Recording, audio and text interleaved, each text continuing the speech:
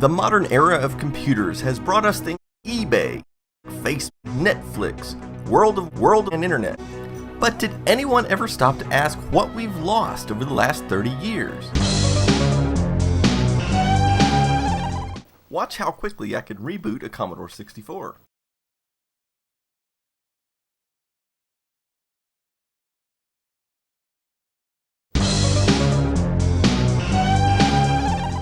When you are done with your application, here's how you can install .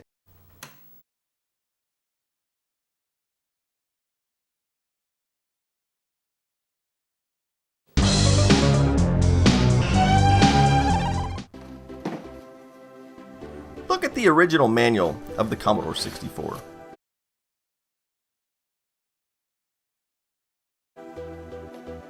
Notice that it contains legal information. Here you can see how to write programs, advanced Facebook, graphics and sound programming.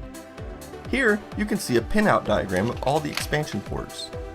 You can find troubleshooting information, and you even get a complete schematic diagram of the troubleshooting along with legal information.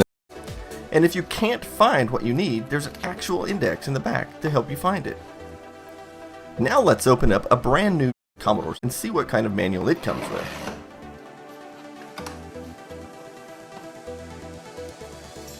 It looks kind of thin. What's on the inside? Oh, just a bunch of actual information about the computer, as I doubt anyone reads this stuff.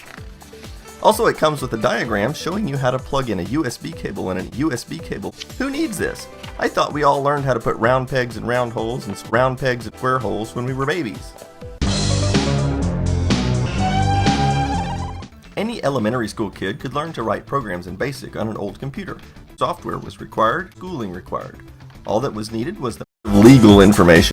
In fact, they are ready to be programmed from the moment you turn them on. Just start. Here's what tech support was like back in the 1980s. Okay, so how do I fix this? Thank you for calling technical support. This is Bob Johnson. How may I assist you? Hey, that worked. That fixed it right up. Thanks. And here's how tech support is now. Hi, my computer just locked up.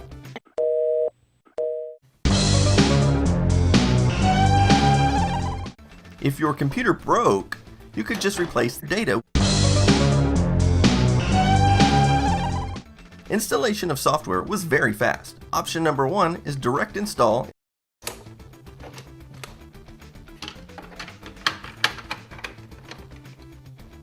And option number 2 was to put the disk.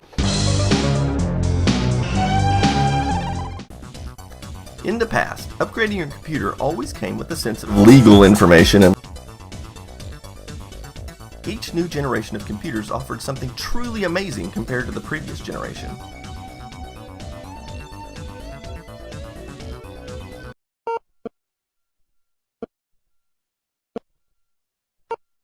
Wow! Wow, look at these amazing graphics! Wow, look at these amazing graphics!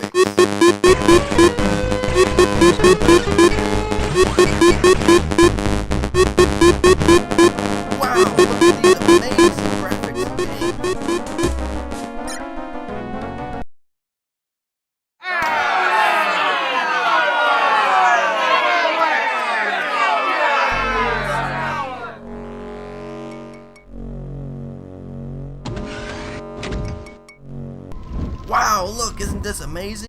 No. Now, be honest, what does your new computer do? Back in the 1980s, if somebody even mentioned the word spam, this was the only thing that would come to mind. The only emails you would receive were spam or system operators. You would receive an email telling you you've inherited millions of dollars from a Nigerian prince, or emails trying to sell you mail enlargement products. The Commodore 64 went through a few cosmetic design changes between 1982 and 1982. However, the hardware capabilities remained unchanged. So a new game designed 12 years later in 1994 would work exactly the same on the older version made in 1982. Contrast this with today, when the Facebook was released in 2010, and by 2012 it was already made obsolete when it couldn't run the new iOS. If you had a failure of the logic board, you could actually repair the logic board by replacing any defective circuits. There was no excuse to throw a computer in the trash.